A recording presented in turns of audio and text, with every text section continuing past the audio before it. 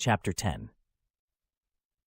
The voice sounded like Gabby's, but she had no accent. I turned to look, and it was Gabby. She was holding a gun and moving it back and forth, pointing it first at me and then at Dad and back at me again.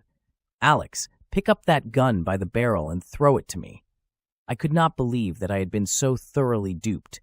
I thought about grabbing the gun and trying to get a shot off, but I had never used a gun before and would probably just get shot in the attempt. I reached for the gun, and Gabby said, "Slowly." I slowly picked up the gun and tossed it at her feet. "I notice your accent is gone," I said. "Is anything you told me true?" "Not much," she said. "I was born in Los Angeles. My father is a dentist, and my mother is an insurance agent. I do have a boyfriend, like I told you, and I was interested in finding your father. Those things were true."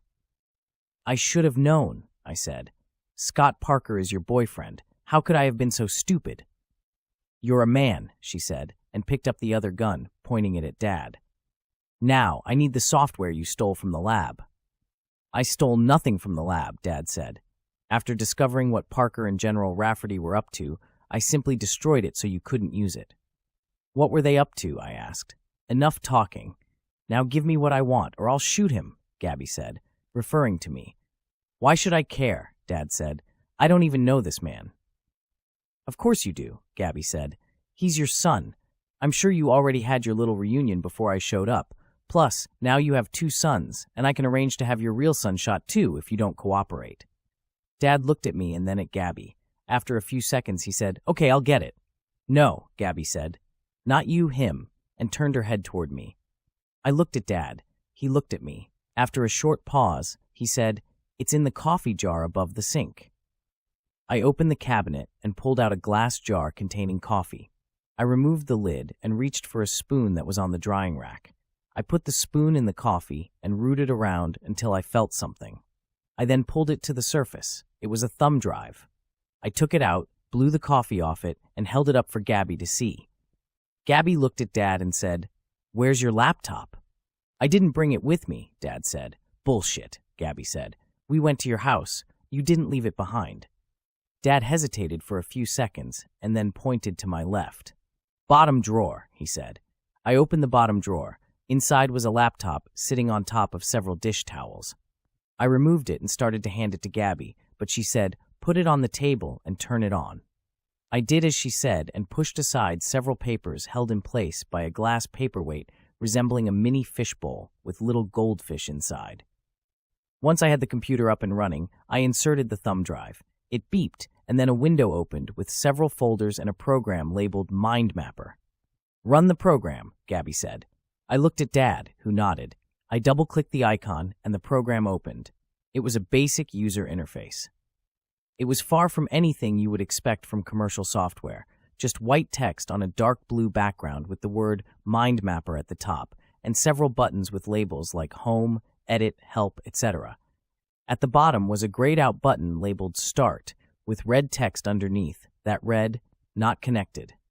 "That's it," Gabby said. "Give it to me." I pulled the thumb drive out and tossed it to her. I was hoping that trying to catch it with a gun in each hand would distract her, but she did not attempt to catch it. Instead, the thumb drive just hit her and fell to the floor. "Nice try," she said as she put Dad's gun in her purse. She slowly squatted down and picked up the thumb drive while keeping the other gun pointed at me. She then dropped the card in her purse and pulled out her phone. "You got what you came for," I said. I was about to say something about not needing us anymore, but decided that might be a bad idea, so I stopped talking. Gabby did not answer. Instead, she dialed a number and held the phone to her ear. After a few seconds, she said, "I have it." After a few more seconds, she said, "Consider it done," and hung up. She put the phone back in her purse, looked at me, and said, "I had fun on our little adventure, but it is over now." With that, she pointed the gun at Dad and pulled the trigger. "No," I screamed, and without thinking, I picked up the paperweight and threw it. At that moment, everything seemed to move in slow motion. I watched Gabby turn the gun on me just as the glass paperweight hit her square on her forehead. She dropped like a rock. I knelt to check on Dad. He was bleeding from the center of his chest and seemed to have trouble breathing. "Hang on, Dad," I said. "I'll get help." As I started to get up, he grabbed my arm and said, almost in a whisper, "No, it's too late for that." He struggled to get words out, but finally said what sounded like sugar before he stopped breathing. "Dad!" I yelled. "Dad, stay with me." I checked for a pulse but couldn't find one, so I started CPR. I knew it was hopeless, but I had to try. After a couple of minutes, I just slumped back and gave up. I wanted to just sit there and cry, but I had no time for that. I couldn't wait for the police because I would have difficulty explaining who I was. I also had no idea how, but I needed to make Parker pay for Dad's death, and I knew the police would be of no help. I thought about what Dad could have meant by sugar. Then it hit me. I opened the cabinet where I found the coffee, and there, on the same shelf, I found an identical container, but this one had sugar in it. I opened it and felt around with my fingers. There was something there. I pulled it out. It was a piece of paper folded several times. I unfolded it and saw it was a letter with a key taped to the bottom. I had no time to read it, so I stuck it in my pocket. I then got busy. I checked on Gabby. She was breathing but unconscious. She was still holding the gun, so I figured it would be easy for the cops to figure it out, but I'm sure they would also wonder why she was unconscious. I found a towel, wiped my fingerprints from the paperweight, and placed it in Dad's hand. I then put it back where I picked it up. With any luck, the police would think Dad hit her with it when she shot him. I wiped down everything that I touched. I left the guns but took the memory card, keys, cash, and phone from Gabby's purse. I also took Dad's laptop and charger. I left the credit card and a few dollars. I also put the phone Gabby gave me into her purse. I didn't want the police to think something was missing and conclude a third person was involved, although they would possibly come to that conclusion eventually. My main concern was the older couple on the other boat. If they heard the gunshot, the police could already be on the way. I stepped off the boat and casually walked in their direction, but they were not there. There were no lights on below, so they must have gone out for dinner or something. In any case, I thought the cops might talk to them and learn that I was there with Gabby, but I would be long gone by then. I walked down to the dockmaster's office and told the guy there that I saw a crazy woman with a gun at the Jill's Heave-Ho boat and that he should call the police. I walked away as he picked up the phone. After driving for a couple of blocks, I pulled into the parking lot of a pharmacy and took out Gabby's phone. It was locked, but I saw her open it when we were in the hotel.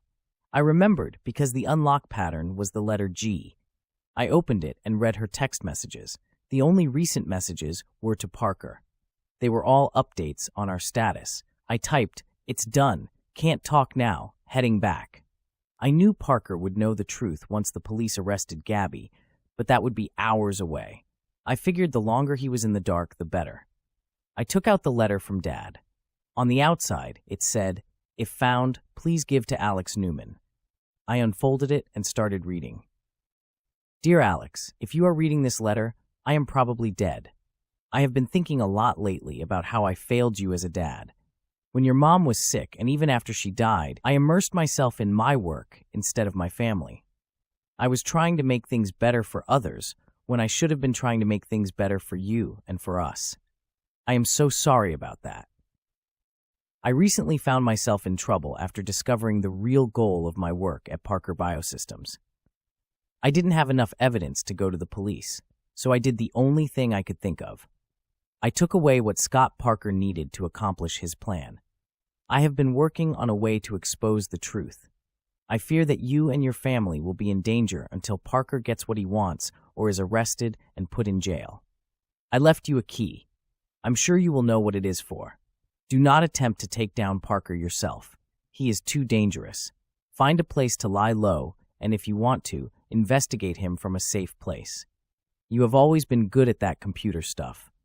I know you will think of something. Good luck, and be careful. Love, Dad."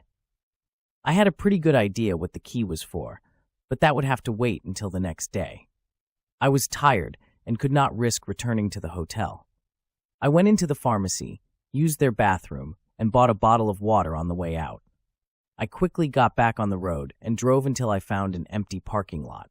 I parked the car in the far corner, put the seat back, and tried to get some sleep. Sleeping in a car was never something I did well, and this was no exception. I was awake for quite a while, but after more than an hour, I finally dozed off. This audiobook continues on the next video.